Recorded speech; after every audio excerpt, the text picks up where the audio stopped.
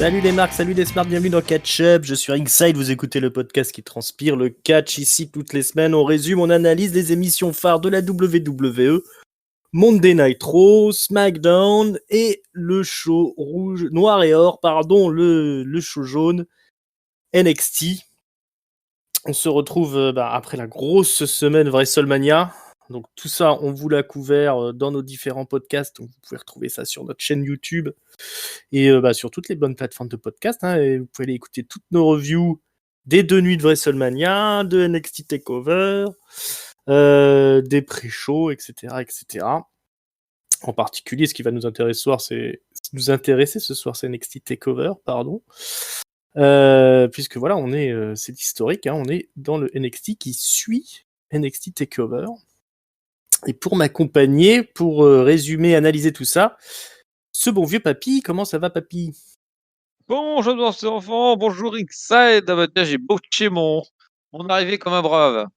Bah c'est ça, mais à vrai, tout le Valise boulot qu'on a accompli, c'est normal qu'on soit fatigué et qu'on botche un petit peu. bah voilà, c'est ça. Puis c'est NXT, c'est le land of botchage, on est là pour apprendre. C'est vrai, c'est un peu la formation pour nous. Donc on a le droit de faire des erreurs. Donc voilà, donc on est au sortir de TakeOver Stand and Deliver. C'est le Fallout, comme on dit. On était le 13 avril, on est maintenant le mardi soir pour NXT TakeOver, donc c'est fini la baston du mercredi, fini l'affrontement avec Dynamite. Seul en scène NXT. Donc du coup, on va vous faire normalement plusieurs émissions. On va essayer de vous débriefer NXT toutes les semaines.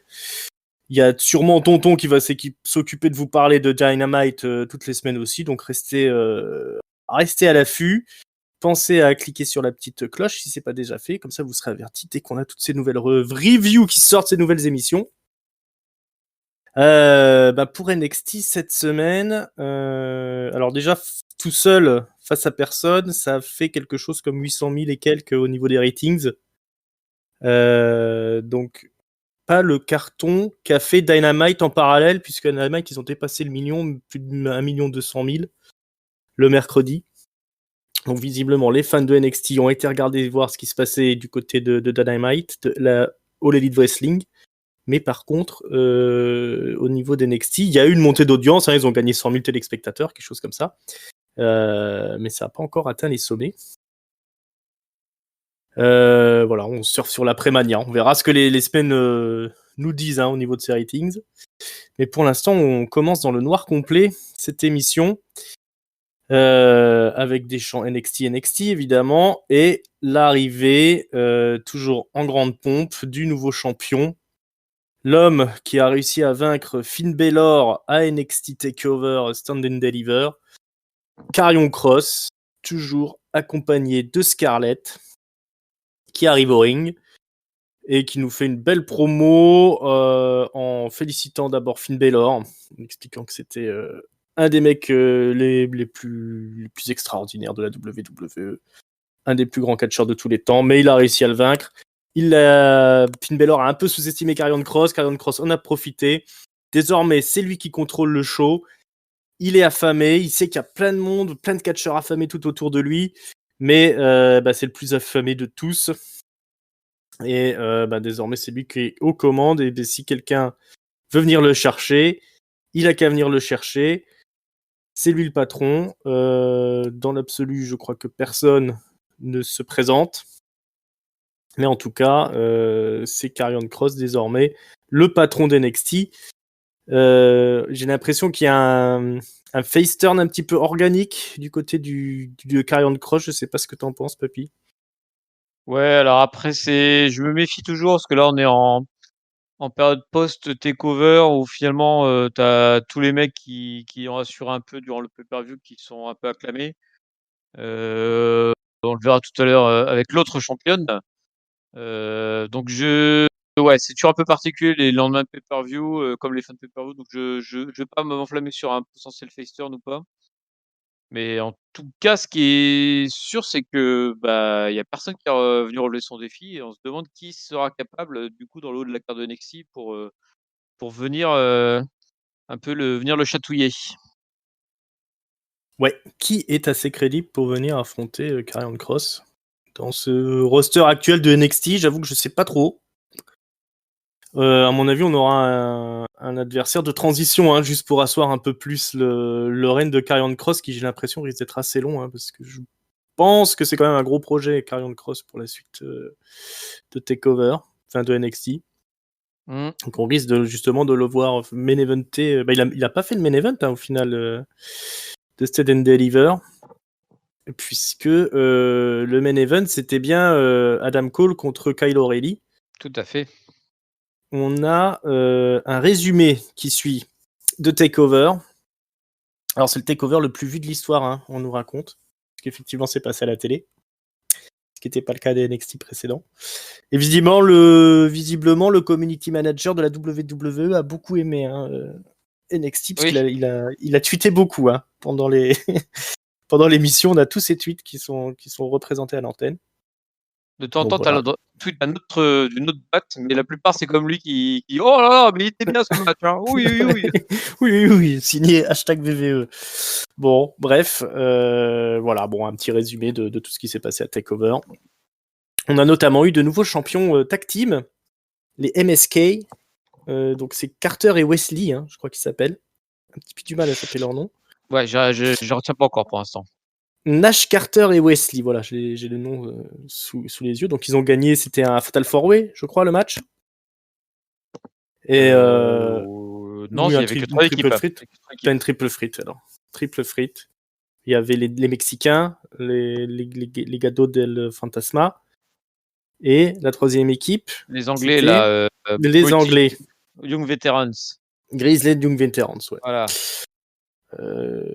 Qui retourneront à NXT UK, je pense, doucement. Pour l'instant, ce soir, ils doivent déjà défendre leur titre, MSK, contre Drake Maverick et Killian Dane, qui ont gagné un title shot, je crois, dans le pré-show de TakeOver, que je n'ai pas vu. Tout à fait, qu'ils ont battu Breezango, je crois. Ah oui, Breezango, c'est ça. Du coup, ça va s'affronter ce soir. On a d'abord Killian Dane qui domine un petit peu. Puis il fait le tag avec Maverick. Alors je sais pas si c'est plus intelligent à faire. Donc Drake Maverick dans le ring. Il y a un gros botch là au début où il y a un surpassement par-dessus Drake Maverick, mais alors son adversaire lui tombe dessus, lui fait très mal à la nuque visiblement. Il a l'air un petit peu sonné Maverick pendant un moment. Il finit par faire le hot tag. Ça va un petit peu dans tous les sens. Il y a un topé suicida qui est contré par Killian Dane.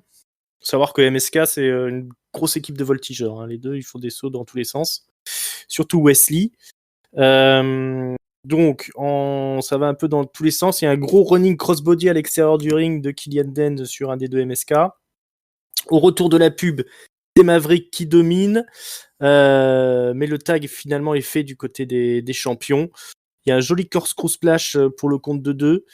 Ensuite, Killian Dane va écraser Wesley sur Carter, ou l'inverse, je ne sais plus. Ça continue jusqu'à une grosse powerbomb. Killian Dane va ensuite utiliser Maverick comme un ustensile. Il va le prendre en powerbomb pour aller l'écraser sur ses adversaires, mais ses adversaires esquivent, donc finalement c'est juste une powerbomb sur Maverick. Le match continue jusqu'à ce que, alors que Maverick est dans le ring, il y a un blind tag qui se fait du côté de MSK qui arrive à porter le finisher. Il y a un gros dive à l'extérieur du ring de Carter pour occuper Killian Dane pendant que Wesley fait le tomber. Et c'est donc la victoire des champions MSK, Meskin.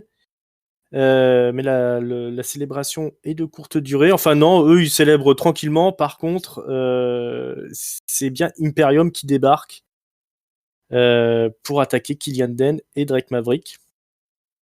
Alors c'est comment il s'appelle, Wolf, voilà, Alexander Wolf qui débarque. On dirait qu'il veut sympathiser avec Killian Dane, mais non, finalement c'est les deux autres qui débarquent et on tabasse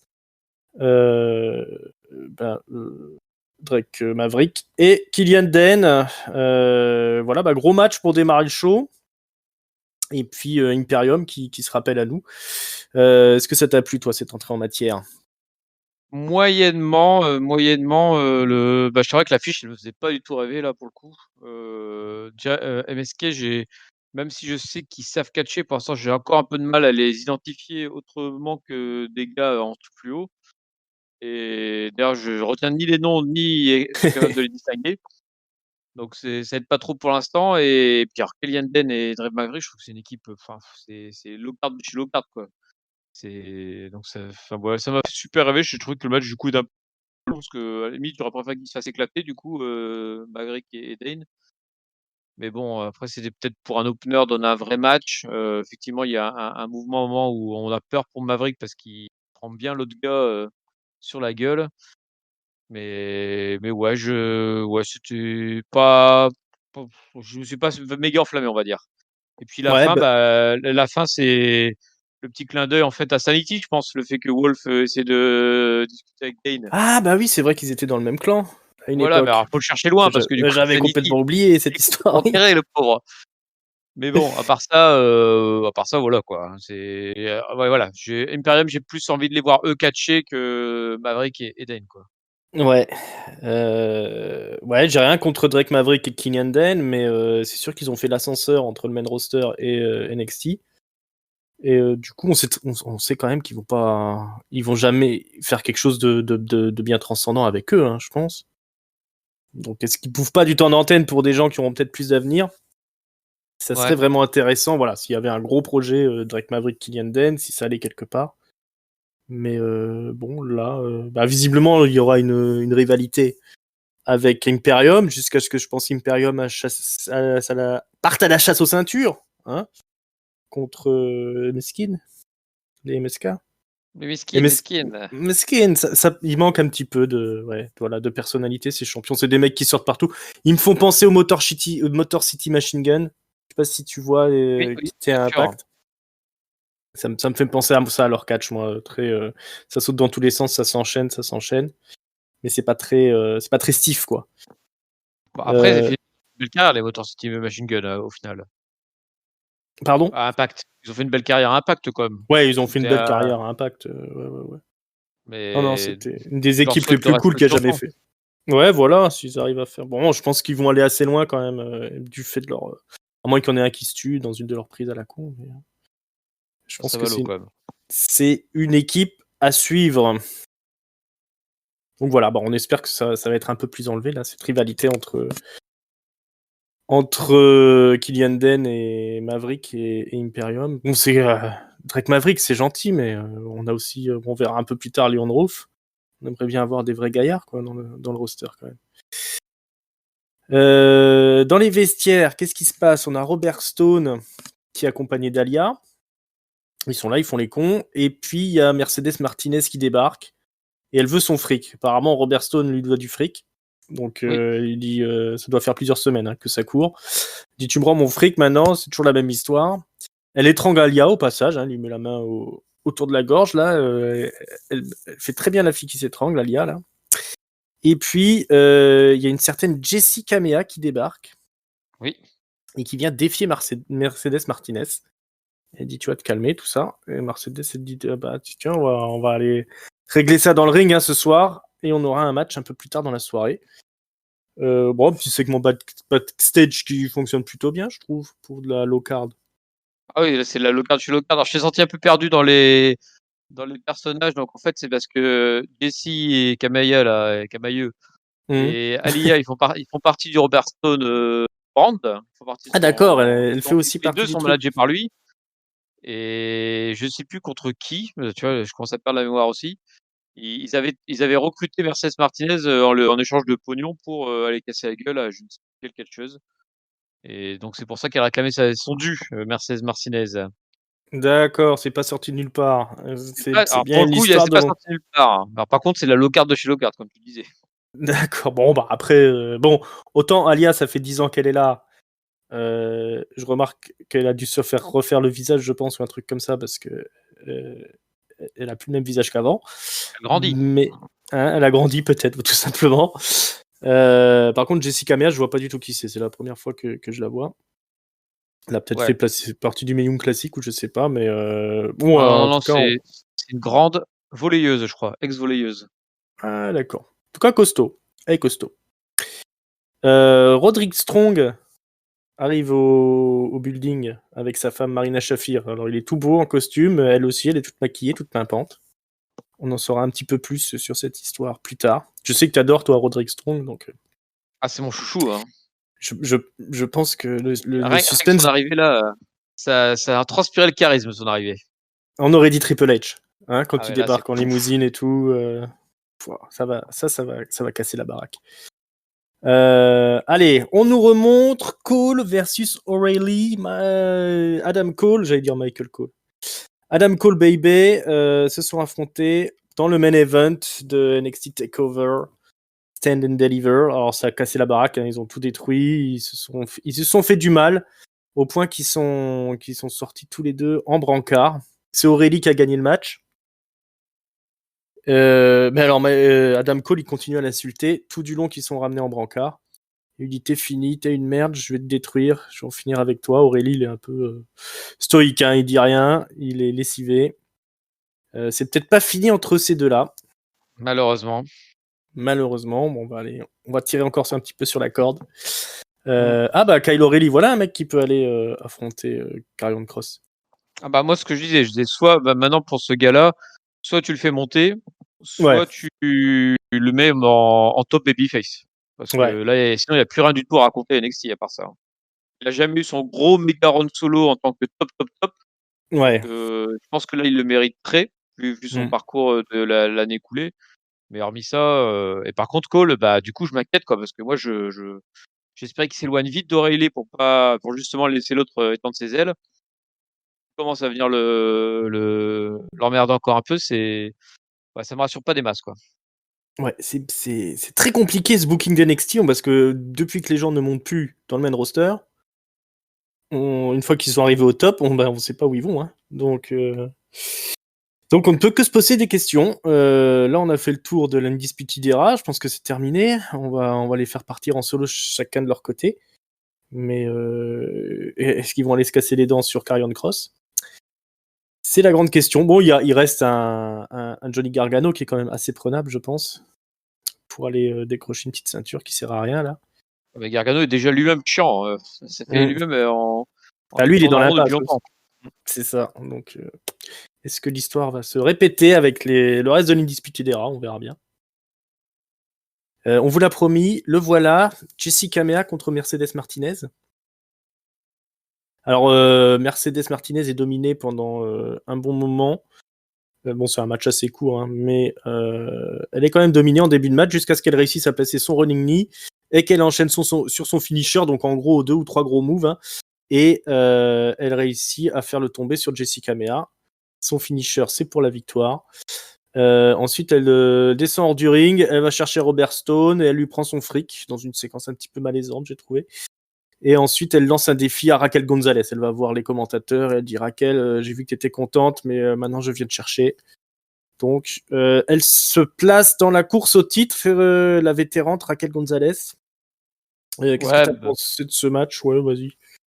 non, mais effectivement, elle joue pas dans la même catégorie, hein. Là, c'est une locardeuse versus une fille bon, Mercedes Martinez, c'est pas une main eventeuse non plus, mais par contre, elle est plutôt montrée comme balèze, quoi. Donc, Mm. elle avait fait un triple threat avec Yoshirai et Tony Storm de mémoire, qu'elle avait perdu limite. Ouais. Donc ouais, elle est. Je pense que pour le coup, on parlait tout à l'heure chercher un premier concurrent pour Karrion Kross. Bah pour le coup, pour Raquel Gonzalez, Mercedes Martinez, c'est très bien. Comme c'est la fille forte mais pas trop, Ouais. elle fera bien l'affaire, quoi. Donc là, pour info, le match 1 minute 53. Donc ça a quand même été Ah ouais, c'était encore beaucoup plus court que ce que je pensais. voilà, quand même un petit squash quand même des familles, quoi. Ouais. Elle a quand même, ce qui est logique, hein, parce que Jessica Mea, franchement, elle sait pas faire grand chose pour l'instant. Elle est vraiment green grade de chez Green. Donc voilà, je suis pas plus choqué que ça. Limite, elle surplace bien Mercedes Martinez avec ça. Ouais. Ouais, après, je pense qu'il y a quand même de l'avenir là pour la nouvelle. Il y avait quelques jolis gros moves. Elle a un physique quand même assez impressionnant. Elle est costaud. Mm. Le genre de catcheuse qu'ils aiment bien là, à la WWE. Je pense qu'on est amené à la revoir. Yes, après, elle a démarré tard sa carrière, donc Ah bon, bah j'ai alors elle va se blesser et puis on ouais, enfin, elle sera dans la prochaine elle a charrette déjà 2020. 32 ans, elle est débutante, et elle a Hmm. jamais vraiment catché ailleurs, donc bah, j'espère qu'elle va se sortir, hein. Il me semble que Charlotte aussi était pas du tout issu du monde du catch, et qu'il Ouais. avait démarré assez tard. Mais Ouais, bon. ouais. À la WWE, ils aiment bien voilà, prendre des mecs qui viennent pas du monde du catch et en faire des stars. Ça, c'est quand même leur truc. Si elle a les compétences physiques, ça peut fonctionner, il n'y a pas de raison. En tout cas, moi, je trouve qu'elle a un physique qui colle bien, quoi. Elle a le physique pour le taf. The Way, vous vous souvenez de ce clan? Notre ami Johnny Gargano, Austin Theory, comment elle s'appelle? La meuf à Gargano. LeRae, J'ai pas là? joué son nom. Candice LeRae. Candice LeRae. Et Indy Hartwell, elle s'appelle, la 4e, c'est Oui. ça, hein? D'accord. Donc ils font une petite promo où ils racontent à peu près n'importe quoi. Je crois qu'il y a Indy Hartwell qui a un crush sur Dexter Lumis, si j'ai bien compris. Oui, depuis longtemps, ouais. Donc, ça fait un bon moment, ok, parce qu'ils sont en feud avec Dexter Lumis, hein, plus ou moins, surtout Austin Theory qui s'est fait kidnapper, je crois, une fois, plusieurs fois Yes. passé à tabac. Et bon, à la fin, ils partent et puis et Austin Theory va dans le mauvais sens, alors ils sont obligés de le rappeler. C'était assez rigolo. Ils sont vraiment dans le comedy wrestling, hein, finalement, ce clan-là. Oui, surtout les deux jeunes, en fait, finalement, parce que on a quand même des gars qui ont 10 ans d'écart entre Austin Theory, Indy Hartwell versus Candice LeRae et Johnny Gargano. 23-24 ans pour les jeunes et 34-35 pour Candice LeRae et Johnny Gargano. Et donc, c'est vraiment les deux jeunes qui sont à fond dans le comédie dans l'affaire. Et tu as l'impression qu'ils sont cornaqués par les deux autres, en fait. Ouais. Il y a un Gargano qui essaie de rester un peu dans le mode sérieux, mais bon, je sais pas si c'est une grande idée de mettre Austin Theory avec Gargano pour apprendre des trucs, etc., parce que à part lui apprendre à rester à NXT, je sais pas qu'est-ce qu'il pourra lui apprendre de spécial. Hein, Gargano, c'est pas non plus une promo sensationnelle. Non, et puis il y a pas j'en parlais à Takeover, moi je trouve il raconte pas une histoire, il raconte pas les bonnes histoires dans le ring. Donc, Ouais. Bah, encore une quand fois, il là, à est, il fait du Takeover. face, quand il est face, il fait du heel.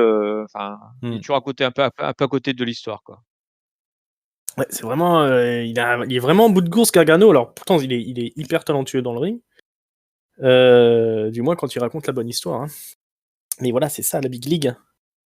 C'est pas si simple.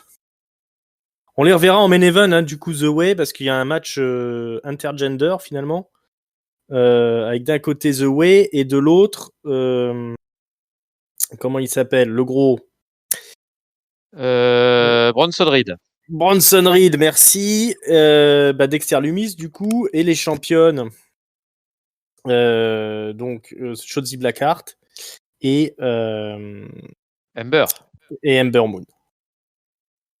Voilà, ça ce sera le main event de la soirée pour cette première nuit sans face à face avec Dynamite. Voilà ce qu'on nous propose à NXT. On nous propose aussi Swerve, Isaiah Scott, c'est ça hein, son nom. Isaiah Scott. Isaiah Swerve Scott, qui est un ingénieur du son apparemment. Et il nous explique qu'il va régler son compte à Leon Ruff.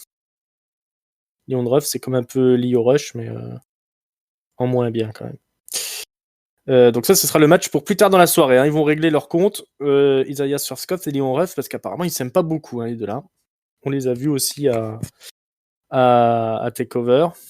Ouais, ça fait quelques semaines qu'ils se tournent autour. Bon, c'est des ex-grands copains devenus ennemis, mais c'est encore une fois, hein, l'ocard de power dans ce NXT. Ouais, ça, c'est des matchs qu'on voit à 205 hein, d'habitude. Mais bon, c'est le grand soir, c'est le lundi sans concurrence. Donc, on aura un bon Isaiah Swerve Scott contre Leon Ruff. Mais passons un petit peu aux choses sérieuses. Santos Escobar, l'undisputed Cruiserweight Champ. Et on en est là, hein, undisputed Cruiserweight Champ. Accompagné donc de son clan Legado del Fantasma. Il arrive au ring, il nous explique que voilà, il a gagné, il est le champion Cruiserweight Undisputed, puisqu'il a battu... alors décidément, j'ai pas les noms aujourd'hui. Comment il s'appelle Merde, j'ai plus non plus celui-là. Davin, Paline, Jordan Devlin. Voilà. Donc l'Irlandais, hein, qui était Cruiserweight jusqu'ici. Ils avaient comme il y a eu la pandémie, alors du coup, ils avaient mis un champion temporaire qui était Escobar. Et l'unification des ceintures, ça a eu lieu à TakeOver dans un match de l'échelle. Et c'est bien Santos Escobar qui a gagné, grâce à l'intervention de Legado del Fantasma, hein, quand même. Mais bon, il explique que voilà, c'est dans sa famille d'être champion. Son père était champion avant lui, son fils sera champion après lui, et il veut être un champion combatif. Donc ce soir, il n'a pas le temps de finir, il va lancer un Open Challenge qui a déjà la musique de Kushida qui retentit. Le japonais débarque, c'est lui qui va prendre le title shot ce soir. La bonne nouvelle, c'est qu'il est enfin en short de combat. Donc ça me fait plaisir, ça fait plaisir à Tonton aussi, qu'il a demandé de ses vœux. On a enfin un Kushida en short et pas en jeans. Y a un gros match qui s'ensuit avec un Kushida qui déroule à fond. On a Santos Escobar aussi qui fait du grabuge. On va notamment aller à l'extérieur du ring. Là, Escobar va écraser Kushida contre l'escalier de fer et puis il va lui faire un Lion Tamer en quelque sorte sur l'escalier de fer avec la tête coincée dans le poteau là. C'est bien douloureux pour Kushida, mais ça suffira pas évidemment à clore le match puisque il peut pas abandonner à l'extérieur du ring. On enchaîne. Alors vraiment des gros moves dans tous les sens. C'est quand même deux catcheurs assez complets ces deux-là. Et finalement, sur un petit paquet d'un côté, petit paquet de l'autre, roll-up sur roll-up, c'est Kushida qui réussit à arriver les épaules au sol de Santos Escobar et du coup de devenir le nouveau champion cruiserweight de NXT. Il y aura une petite séquence après où Kushida est félicité par William Regal et Jordan Devlin débarque et il vient défier le nouveau champion Kushida. Il rappelle le palmarès de Kushida, je crois que c'est 6 fois Junior Heavyweight Champion à la New Japan Pro Wrestling et désormais champion Cruiserweight de NXT.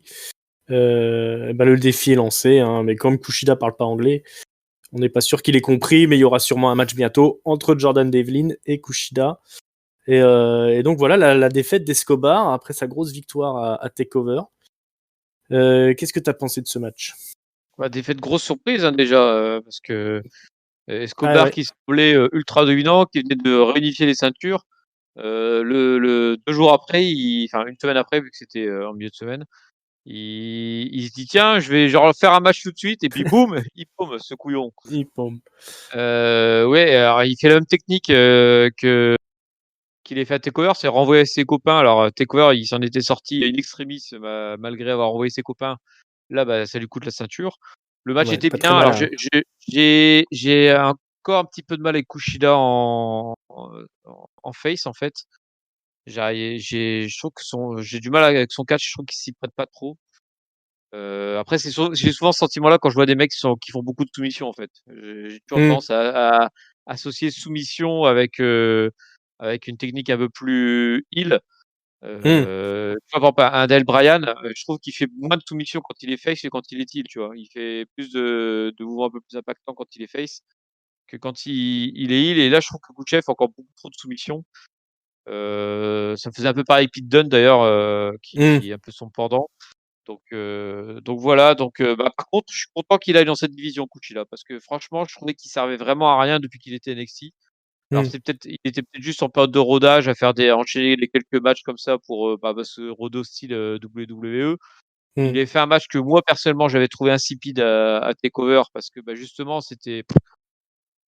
il apportait rien, il n'y avait pas de personnalité, c'était propre techniquement, mais je voyais pas ce qu'il faisait là ce match-là. Et donc là, il se lance dans la division Cruiserweight. Je pense que du coup, ça peut être intéressant pour lui. Pour continuer à enchaîner des matchs contre des bons techniciens et puis du coup, peut-être développer un peu plus son personnage et effectivement, plus être juste le gars en jean qui vient déguisé en Marty McFly, quoi. Donc voilà. Et puis pour Escobar, je sais pas du tout ce qu'ils vont faire avec lui parce que j'ai du coup comme Kushida est parti directement sur Devlin derrière, j'ai l'impression que Escobar va directement se barrer de la division Cruiserweight. Alors, est-ce que c'est pour être promu? Vu qu'il manque des latinos maintenant dans le main roster, vu que notre ami Andrade est parti. Est-ce que ça serait pour justement faire office de premier adversaire à Karrion Kross, vu qu'il s'était un peu chamaillé quelques semaines avant TakeOver? Je ne sais pas. Les deux pistes me semblent valables et les deux pistes me plairaient assez, je trouve. Ouais, un bon Santos Escobar, Karrion Kross. Ils ont dû se croiser au Mexique, je pense déjà, donc ils doivent se connaître un petit peu. Il y avait un petit sentiment aussi de passage Babyface, là, pour Escobar, ce qui est toujours un peu idiot quand t'as un clan derrière toi, mais bon, on n'est pas à une ineptie près. Ouais, Kushida, champion cruiserweight, c'est plutôt cool.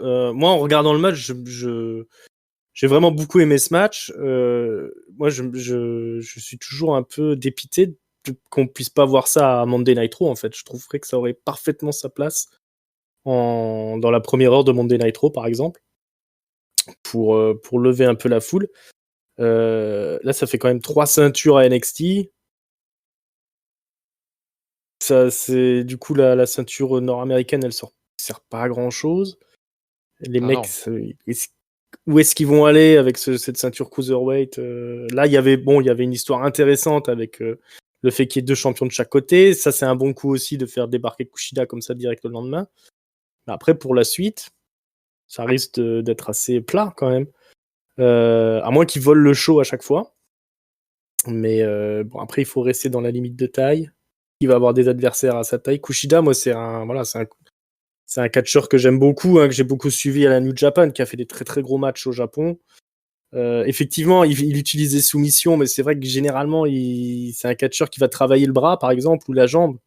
C'est ce genre de catcheur, quoi, qui fait pas des spot fest, qui est plus un peu plus psychologique, où il raconte une histoire à chaque fois dans ses matchs. Donc je pense qu'il a le réflexe comme ça à chaque fois d'aller travailler la jambe ou le bras de ses adversaires. Non, voilà, moi je suis content effectivement qu'il ait plus de jeans. Là, c'est vraiment ce qui m'a le plus intéressé dans le show, hein, cette histoire autour de la ceinture cruiser. J'aime bien les catcheurs qui sont impliqués. Escobar, je trouve que c'est un très bon catcheur aussi. Aussi quelqu'un qui a de l'expérience. C'est des mecs, ils ont même pas trop leur place à NXT parce qu'ils ont déjà des carrières quand même importantes derrière. Escobar, il a l'habitude de catcher à la télé, hein. Il était à Impact, à la Lucha Underground. Kushida, aussi, il a une telle expérience derrière. Voilà, Jordan Devlin un peu moins, certes, mais bon, on verra la suite. En tout cas, c'était sympa de voir une grosse victoire de Kushida, et puis il y avait ce côté un petit peu grosse surprise. Ça, c'est ce qu'on aime bien voir quand même dans un show de catch, quoi. Donc, on était sur de bonnes rails. Ça, je l'ai pas vu venir. Ouais, hein. Voilà, écoute, une petite surprise comme ça. Ça, c'est bien joué. Autre surprise, Tommaso Ciampa et Timothy Thatcher, qui sont l'un à côté de l'autre, assis dans une salle. En fait, ils sont une tag team et ils lancent un défi à MSK. Ciampa se lève, il fait tomber sa chaise. C'était pas très réussi. Non. Ouais, je sais pas, t'en penses quoi de cette alliance Thatcher, deux choses. Ciampa? L'alliance, elle date d'avant Takeover, hein. C'était suite à leur match où ils s'étaient foutus sur la gueule. Ouais, Ils c'est étaient ça, ils pas sont faire une devenus alliance, potes. mais Thatcher avait disparu.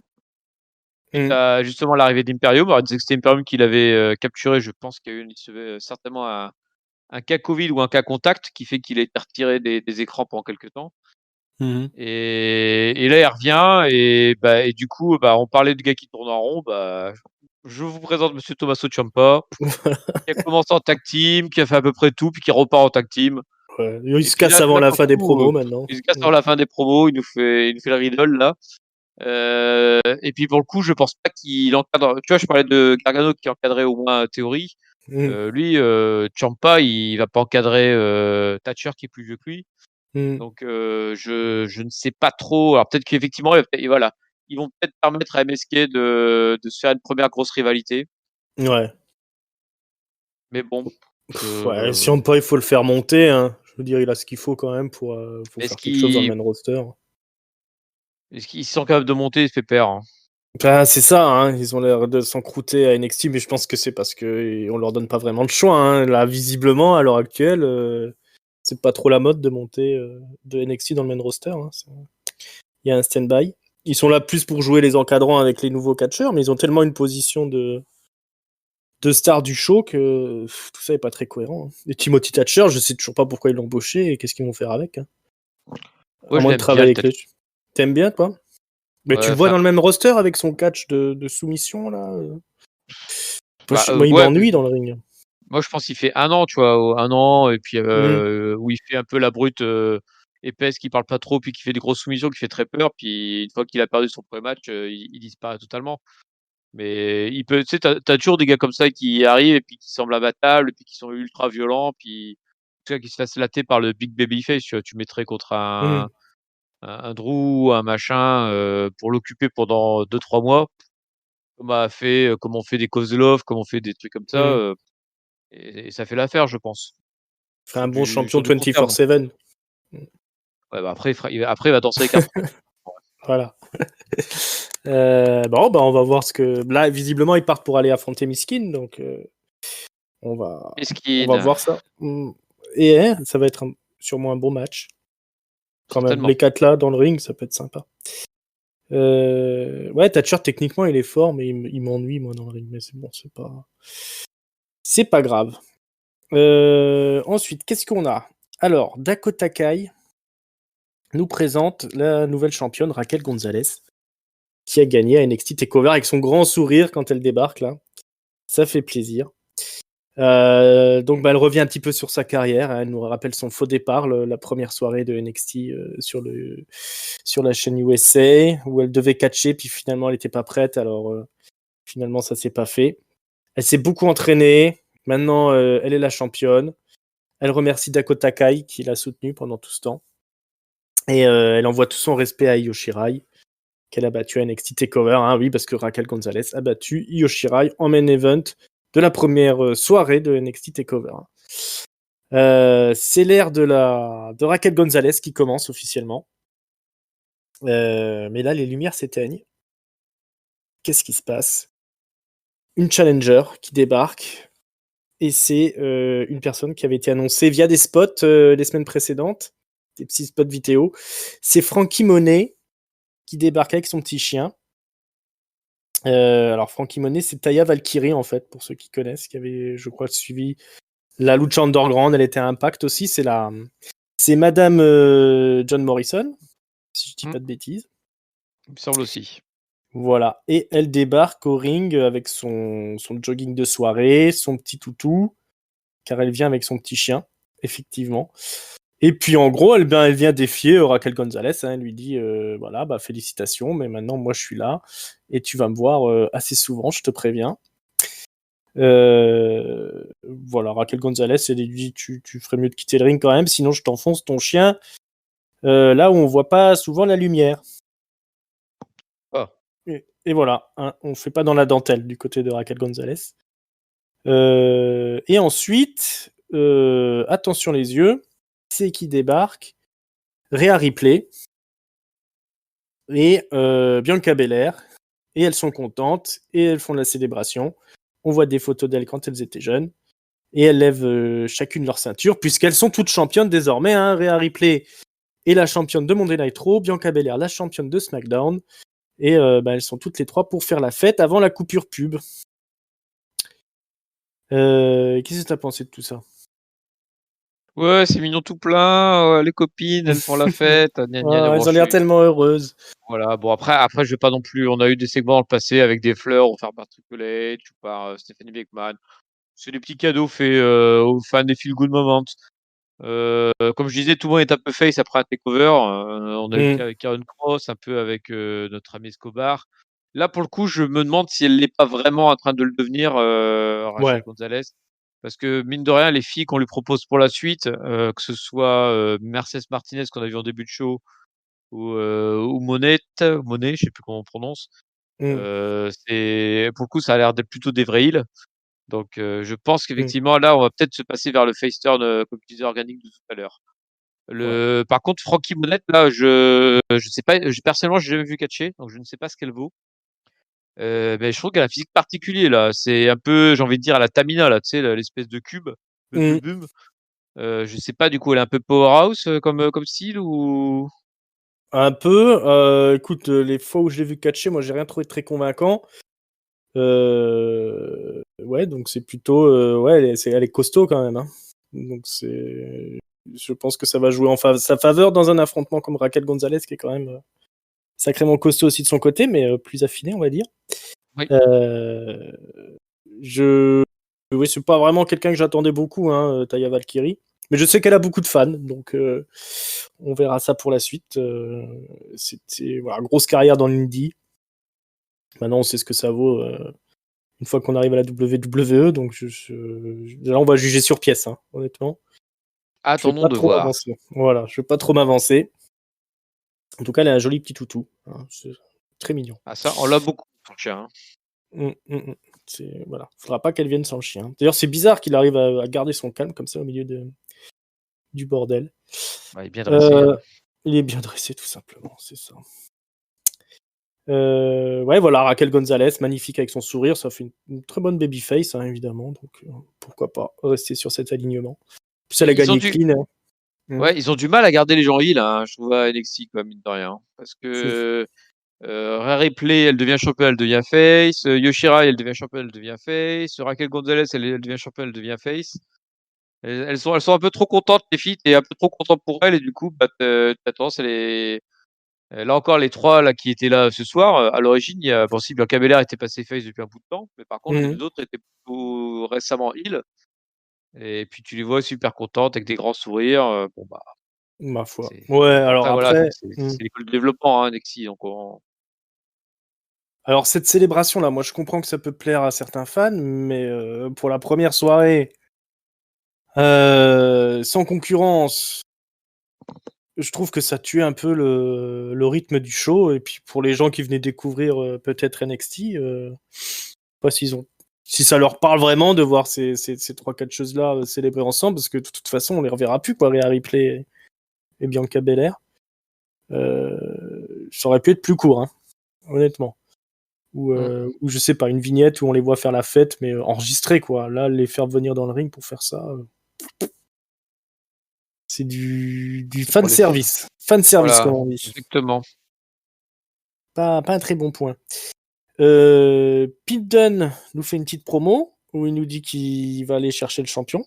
Enfin, du moins, il va chercher un championship. Ouais, bah Bolé pour le coup, je le vois bien dans la division cruiserweight. Je suis pas sûr Bah qu'il, voilà. s'il est à moins de 205, vu qu'il est technicien, vu qu'il est passé avec Kushida, faut qu'il fonce dans la division cruiserweight. Je pense c'est pareil, il tourne en rond lui, donc qu'il aille se défouler là-bas. C'est ça. Ce qui, je crois qu'il a déjà affronté Gargano, hein, si je dis pas de bêtises. Certainement. Ouais, donc Gargano, il a affronté tout le monde de toute façon. Ouais. Après Pete Dunne aussi pourrait aller dans le main roster. Hein. C'est des gens qui sont prêts, ça. William Regal nous parle de la nouvelle arrivée de NXT, le nouvel achat du côté du Japon. C'est Sarray, je crois qu'elle s'appelle. Je crois pas, je suis sûr, mais peut-être que je le prononce mal. Donc c'est le The Warrior of the Sun. C'est une catcheuse qui a bossé donc au Japon. Hein, le Joshi, c'est quand même pas mal développé là-bas. Notamment à la Stardome, hein, je crois.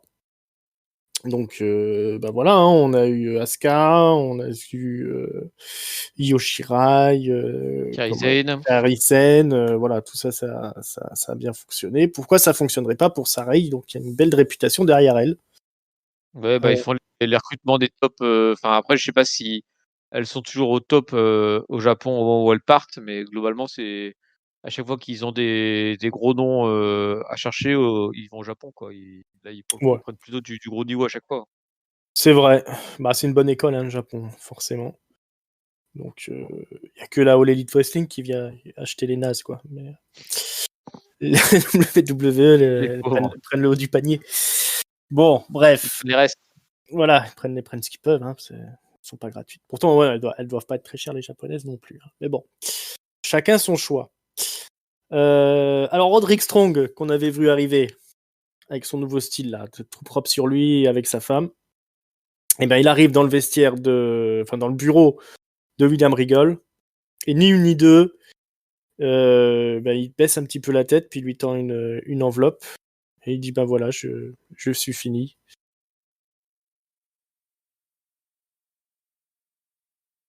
Je devais.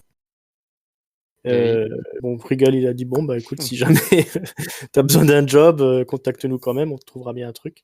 Et puis voilà, il va aller pointer à la NPE.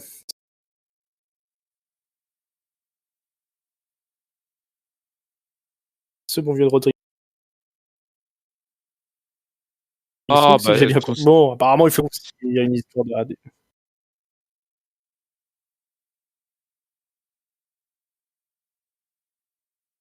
s'il montre, c'est qu'il y a quand même un angle. Je sais pas que ce soit le meilleur truc, tu vois. Attention. Je débarque, là, je me suis fait latte à NXT et je vais débarquer dans le main roster. Ouais. Bon, il a déjà Déjà fait. sans ça aurait été Je sais précieux. pas. Alors maintenant, il vient accompagné de sa femme, hein. Donc apparemment, c'est fini l'histoire des Four Horsewomen du côté de Ronda Rousey. Maintenant, elle fait la potiche avec Oui, parce que de Roderick toute Strong, quoi. façon, Marina l'autre, elle fait Shafir. plus de catch, je crois. Elle fait des jeux vidéo, un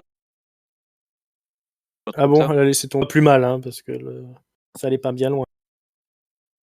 Je sais plus comment elle s'appelait, mais Duke, on c'est s'en laquelle, passera, quoi. Jessamine Duke? C'est Non, celle-là? non, c'est l'autre Ou alors. c'est J'ai l'autre? Samine du Ah, coup, ouais. voilà. Elle avait un physique bizarre, elle.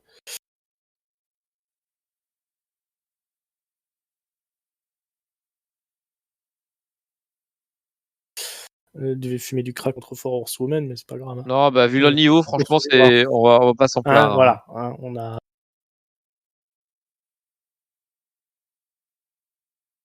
Shayna Baszler, c'est bon, ça suffit. Des gros matchs de la soirée. C'est donc Isaiah Swerve Scott contre Leon Ruff, on en a parlé avant. Bon, je vais pas m'étendre là-dessus, hein. Ils ont fait un spot fest qui a duré un bon moment, et puis finalement c'est Swerve Scott qui a gagné. Et puis après, dans les vestiaires, il se fait interviewer, puis il se fait attaquer une nouvelle fois par Leon Ruff. Donc c'est pas fini, je pense qu'il y aura un match sans disqualification. Voilà, qu'est-ce que t'as pensé de tout ça? Alors là, je m'en fous complètement. Là, pour le coup, là, les deux, je ne sais pas ce qu'ils C'est foutent grave, hein. là. Ils sont c'est pas du tout intéressants, ni l'un ni l'autre. Deux petits maigrichons là. Swerve Scott en plus, alors je le regardais un peu plus parce qu'à un moment il était autour du titre Cruiserweight peut-être, je sais même plus ce qu'il faisait, Mhm. mais de toute façon je trouve qu'il est mauvais lui comme pas possible. Il me fait penser à Ruby Riott dans le sens où quand je le vois catcher, je vois que le catch est faux Ouais. et ça m'énerve. Donc j'ai sincèrement, je me souviens d'aucun moment dans ce match-là parce que je crois que j'ai dû faire autre chose pendant le match, tellement j'en avais rien à faire.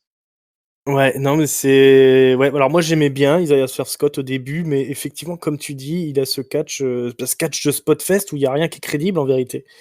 Et Lyon Rêve, c'est la même école, hein, ils sont entraînés auprès des mêmes.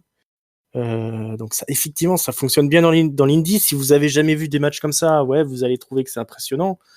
Mais en gros, c'est deux gringalets qui s'affrontent et puis c'est pas crédible 30 secondes, quoi. Donc effectivement, moi non plus, je suis jamais rentré dans le match. Et honnêtement, je comprends pas pourquoi on leur donne du temps d'antenne à ces deux-là, parce qu'ils en feront jamais rien, l'un comme l'autre, hein. Ouais, c'est la soirée de la low-card, donc Ah bah ils carrément, ont ouais. tous du bon temps d'antenne. Parce que là, il y a eu 11 minutes 5 de match quand même. C'est le deuxième plus gros match de la soirée, hein. Ah ouais, Juste derrière le Kushida Escobar. ça semblait interminable en tout cas, hein. Et ouais, même voilà, tout ce qu'ils peuvent déployer, l'autre il saute partout, c'est rigolo, mais ça aucun impact. Non, ça c'est vraiment, il faut qu'ils passent à autre chose, hein. Ça c'est pas bon du tout de donner du temps d'antenne à ces deux-là. J'ai l'impression qu'ils essayent de faire du All Elite Wrestling, en fait. Avec deux mecs. Bah, t'as deux athlètes dans le ring qui se battent pendant. Normalement, Léon Ruff, il aurait dû se faire exploser en 5 secondes, quoi. Mmh. Mais non, il faut qu'il montre un peu comment il s'est catché, machin, donc ça prend une plombe. C'est les trucs qu'on voit à Dynamite, ça, hein, que j'aime pas déjà. Ouais. Le Donc, booking un peu école des fans, quoi. C'est-à-dire que même si ouais. on te connaît pas, t'es pas très bon, on va quand même te Mm. donner minimum 10 minutes. Allez, pour montrer ce que Mm, tu sais faire. mm, mm, mm, Ouais, c'est vrai que ouais. c'est C'est l'école j'aime pas indie, hein. trop non plus. Ouais, ouais, c'est ce qu'on avait aussi dans les shows de la Guerrilla Pro Wrestling. Ça existe ce que je dis là? Pro Euh, Guerrera? Non. Pardon? C'est pas la Pro Guerilla? Non? Je Ouais, sais je plus. sais. Bah tiens, bah, je suis en train d'oublier. Si la PWG là, voilà, j'avais regardé quelques shows de ça à l'époque. Effectivement, t'avais que des matchs d'une demi-heure. Pareil, c'était les mêmes genres de gaillards, hein, qui étaient là. Il y avait des ricochets, des choses comme ça, les Roderick Strong et des trucs, mais tu tapais aussi des matchs comme ça, interminables, où ils savent pas faire un squash, quoi. Ouais, c'est une belle perte de temps, et je suis pas sûr que ça aide les ratings, même si, bon, apparemment, les gens aiment bien, hein, puisque la All Elite Wrestling a quand même bien cartonné, là. Qu'est-ce qu'on a? Zoé Stark, qui est interviewée backstage, et elle est confrontée par Mercedes Martinez. Donc là, il y aura peut-être un autre affrontement en devenir, Mercedes Martinez sur tous les fronts. Face à la Ouais, nouvelle, là, puis Zoé Stark, qui avait fait le pré-show de Takeover. oui, et qui, moi, m'a fait forte impression. Je sais qu'à Tonton aussi. Pour le coup, là, il y a de la fille qu'on a envie de voir progresser à NXT, là. Celle-là, je me dis, j'ai envie de voir ce qu'elle va donner sur l'année à venir. Elle va certainement perdre quelques matchs pour histoire d'apprendre, on va dire, en tant que nouvelle. Mais très rapidement, je pense qu'il peut en faire quelque chose. Elle a battu Tony Storm, hein, quand même. Dans le pré-show. Ouais, bon, moi je suis moins emballé que vous, mais j'aime quand même voir des nouvelles têtes à NXT, parce que c'est ça le concept de base quand même, et du coup je vais pas bouder le truc, et on va regarder ce que ça donne, un peu l'évolution de cette catcheuse-là. Même si généralement, comme d'habitude, ils gèrent mieux les filles que les mecs. Oui. Parce que le main event, donc voilà, on a 2-3 gars qui devraient être. Enfin, on a déjà 2 gars qui devraient un peu. Bah non, même 3, hein, puisqu'on a Dexter Lumis, Bronson Reed d'un côté, accompagné d'Ember Moon et Shotzi Blackheart, donc c'est le match intergender hein, dont je vous avais parlé. Et de l'autre, The Way, donc Johnny Gargano, Candice LeRae, Austin Theory et Indy Hartwell de l'autre côté.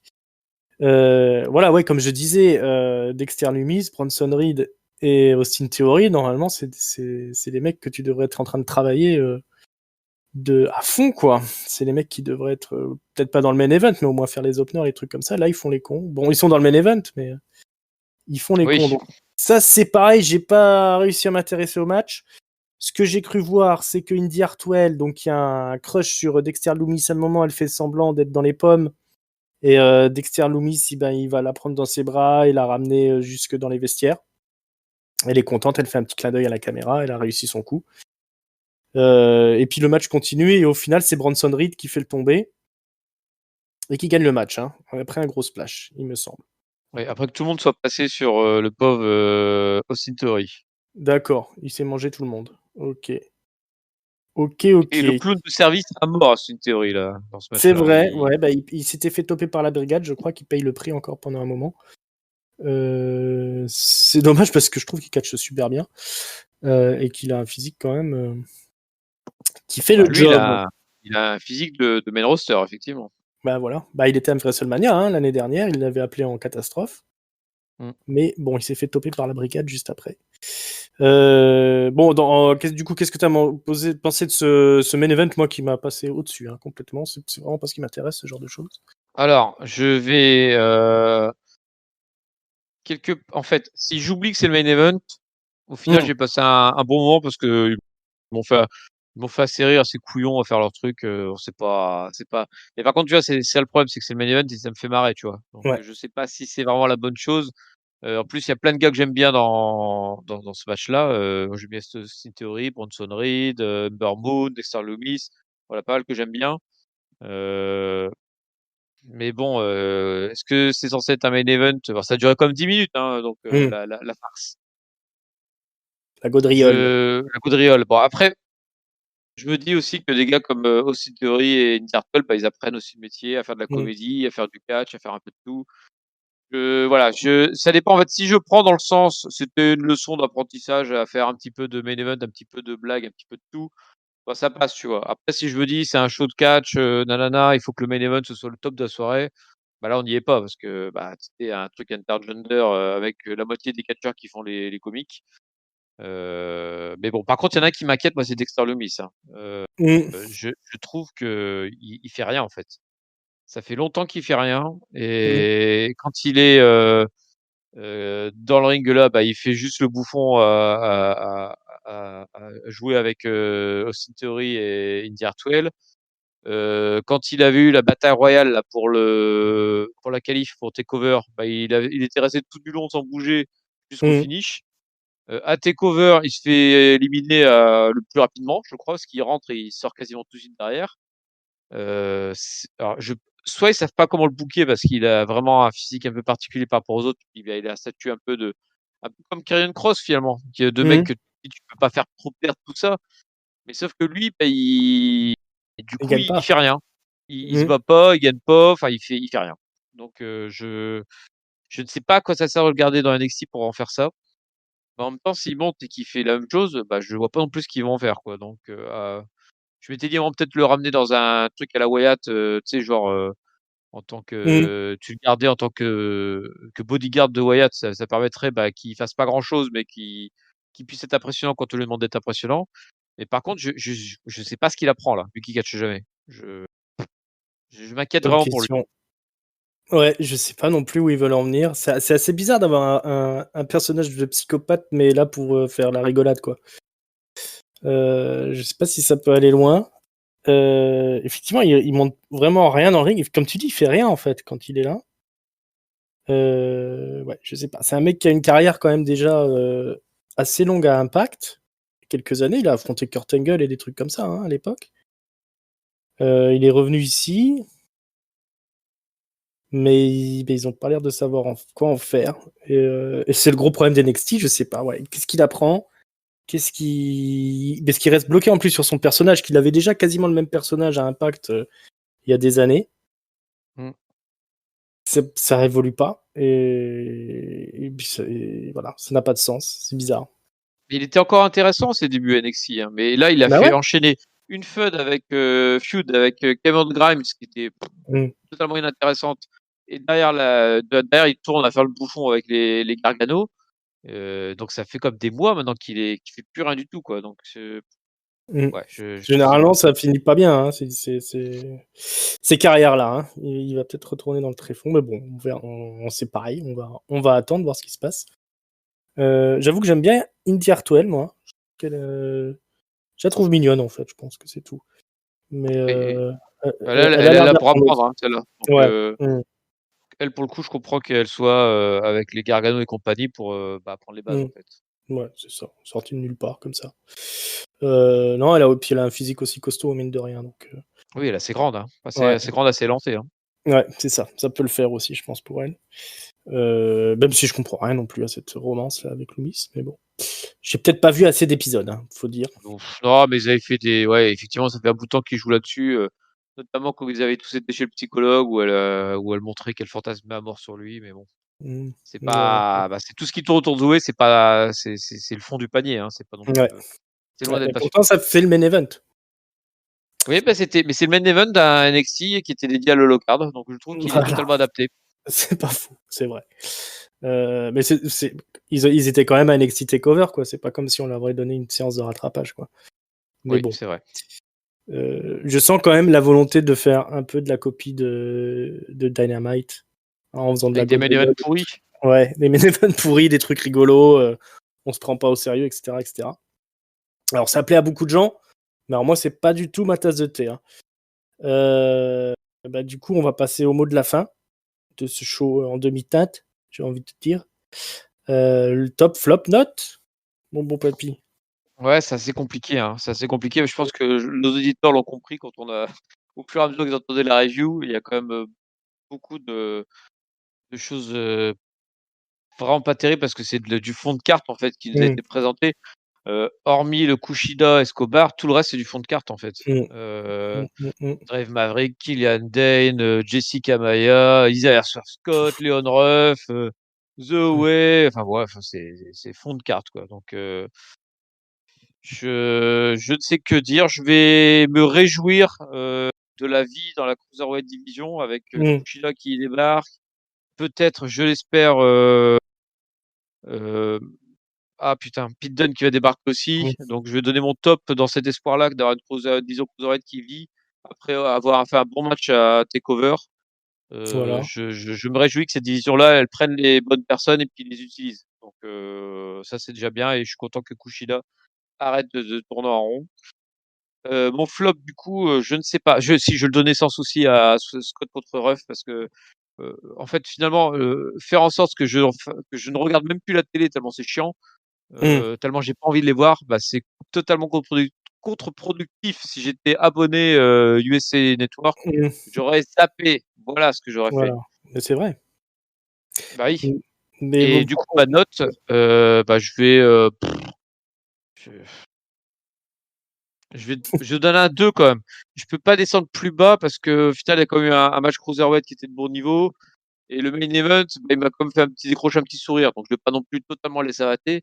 mais je vais mettre un 2, voilà, parce que c'était insuffisant. Voilà, j'ai envie de dire insuffisant. Insuffisant. Ouais, écoute, moi je te rejoins sur tout, hein, à peu près. Le flop, je vais le donner effectivement à Isaiah Swerskov et Leon Ruff. Parce que pour moi, c'est gaspiller du temps d'antenne, hein. Je dis, ils ont un stock de catcheurs. Il y en a plein, hein, qui sont en attente de montrer leur gueule à la télé, là, au PC, au Performance Center. Et on donne la place à 2 gars qui ont grillé la priorité à tout le monde en plus, puisque les 2 là, ils viennent de la Evolve. Et je suis pas sûr qu'ils sont passés très longtemps par le Performance Center. Ça arrive souvent à NXT, hein, Gargano et Ciampa, ou même l'Undisputed Era. Effectivement, c'est des gens qui ont grillé la priorité à tout le monde, mais bon, c'était quand même des C'est pas le pointus. niveau. Voilà, hein, ils étaient à la Ring of Honor, hein, l'Undisputed Era, ils avaient déjà une grosse carrière derrière eux, ils remplissaient les salles. Gargano, Ciampa, peut-être moins. C'est peut-être ça s'expliquait peut-être un petit peu moins, mais bon, ils étaient quand même assez convaincants à l'époque. Puis il y avait il y avait du haut niveau quand même à NXT à l'époque. Pour s'imposer, c'était pas si simple. Mais alors, par contre, Leon Ruff et Isaiah Swerve-Scott, effectivement, je sais pas à quoi ils servent. On voit bien qu'ils feront jamais rien avec. Tu sais que Swerve-Scott, il a même un podcast sur le network, hein. Une émission, j'ai déjà essayé de regarder, ça n'a aucun intérêt non plus. Voilà, j'avoue que je ne sais pas, je suis perplexe, je sais pas, il faut pas faire ça. Le top, je vais le donner à Kushida et Escobar, le championnat cruiserweight. Voilà, ça c'est ce que j'aime bien voir. Une ceinture, 2 mecs qui se battent pour la ceinture puis qui font un gros match. Ça c'est cool. Et je vais mettre un 1 parce que honnêtement, passer la deuxième partie de la promo de Raquel Gonzalez quand les autres filles ont débarqué, tout ça, et après ça a été que la dégringolade.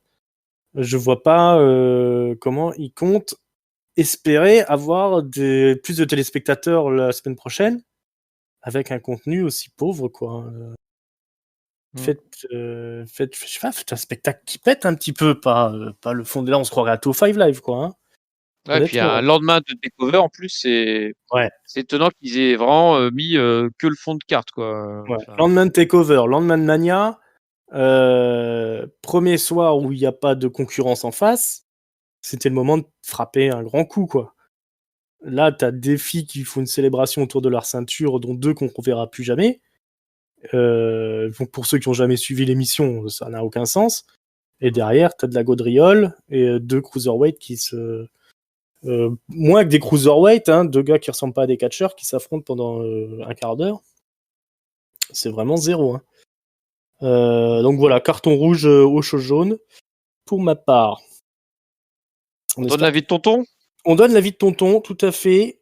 Tu veux que je le donne? Ah bah si Je tu l'ai l'as sous sous les les yeux. yeux, ce sera plus Ouais, je l'ai simple. sous les yeux. Alors son top, lui, c'est Scott contre Ruff, parce que c'est ses 2 catcheurs préférés de la vie.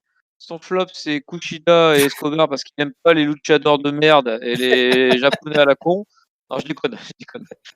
Il a dit l'inverse, il a dit l'inverse. L'inverse, oui, oui, oui. Bien sûr, son flop, c'est Scoff et Ruff, parce qu'il les aime pas, et donc il les a pas regardés comme moi, comme nous. Voilà, un Kushida homme de Escobar, goût. il est fan et il a kiffé la victoire surprise et le fait que en plus Kushida ait enfin pris une vraie tenue, donc il est super heureux. Et par Voilà. contre, du coup, bah, je pense que cette victoire-là lui a vraiment fait chaud au cœur parce qu'il a mis à 3,25 à ce NXT, puisqu'en Oh, fait, il a kiffé tout du long et qu'il a même kiffé le main event avec Interpol qu'il a beaucoup aimé. Mercedes Martinez, alors ça, je sais qu'il aime bien Mercedes Martinez. Et le fait c'est qu'on ça. l'ait beaucoup vu, ça a dû beaucoup jouer. Mmh. Et donc, en plus, et lui, tonton, c'est un homme sensible. Et donc, les 3 championnes ensemble avec la ceinture, là, ça a fait fondre son cœur. Ah bah voilà. Donc Et voilà, donc je trop crois qu'il sensible. aime bien, il aime bien Taya Valkyrie aussi, donc Ah bah voilà, bah, il a eu beaucoup voilà. de femmes alors, hein. Tout voilà, toutes les femmes pour tonton. Et ben franchement, c'est très bien. Que dire de plus? On a fait le tour. Bah, on espère quand même que ce sera mieux pour nous, hein, la semaine prochaine. Parce que là, en plus, on est au retour au show sans public, hein. Ça fait un peu mal aux dents. Surtout Yep. le Capitol Wrestling Center, c'est comme ça qu'on appelle ça. J'aime Oui, pas du tout CWC. l'ambiance. Voilà, CWC. J'aime pas du tout l'ambiance qu'il y a dans ce truc-là. Voilà, bah, on espère que ce sera mieux la semaine prochaine. Mon bon papy, merci beaucoup d'être venu. Merci Ringside de m'avoir invité pour cette première en fait, enfin première, non parce qu'elle a eu des NXT avant je pense, mais enfin ce renouveau des reviews NXT solo. C'est ça. Tout seul, NXT Tuesday, comme on appelle ça maintenant. Ouais, et qui a réussi finalement NXT même quand il est tout seul, il perd en fait. Hein, Ouais, c'est chaud quand même. Hein. Il n'y a pas besoin de la baston, il perd quand même. Bravo On NXT. sent. C'était tellement la meilleure émission à une époque. Depuis que c'est passé à la télé, c'est la catastrophe, quoi. Ouais, alors bon, gardons le sourire. Je vous rappelle qu'on est dispo sur YouTube, sur toutes les bonnes plateformes de podcast. Vous pouvez nous retrouver sur Twitter, c'est @catchupcdc. Toutes les news, les ratings, des conneries, des sondages, c'est ce que vous trouverez sur le Twitter. Vous nous trouverez aussi sur Facebook, vous nous trouverez aussi sur Instagram. Vous pouvez venir sur Discord aussi discuter avec nous via l'invitation qui sera dans les commentaires sur la page YouTube. Et si vous êtes sur YouTube, ce serait bien de vous abonner si ce n'est pas déjà le cas. De mettre un pouce. Hein, on veut plein de pouces pour ce merveilleux show jaune. Et puis, cliquez sur la petite cloche aussi pour être averti dès que ça sort. De toute façon, tout ça, c'est gratos. Hein, il faut le savoir, ça vous coûte absolument rien. Profitez-en. Donc, n'hésitez pas. Voilà, profitez-en, ça va pas durer toujours. Hein. Un jour, on vous fera payer, mais pour l'instant, c'est gratos. Voilà, est-ce que j'ai oublié quelque chose? Non, je ne pense pas. On se retrouve bientôt pour la review de SmackDown. Vous pouvez déjà aller écouter la review de Raw si c'est pas le cas. Et puis toutes nos anciennes reviews aussi pour la semaine de WrestleMania. On a aussi un rétro catch-up qui vous parle d'un pay-per-view qui s'est passé il y a 20 ans, 30 ans, je ne sais plus. C'était 20 ans, je crois. 20 ans, ouais. Et voilà, on revient dans le passé, n'hésitez pas à écouter ça. Et comme je le répétais, c'est gratuit. Bon papy, encore une fois merci. Et puis ciao, bye bye les amis, à bientôt. Merci à toi et puis salut à tous.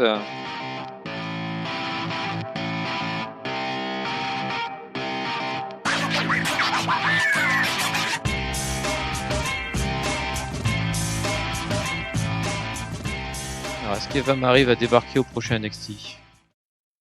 Ah, c'est signé, hein. Oh putain.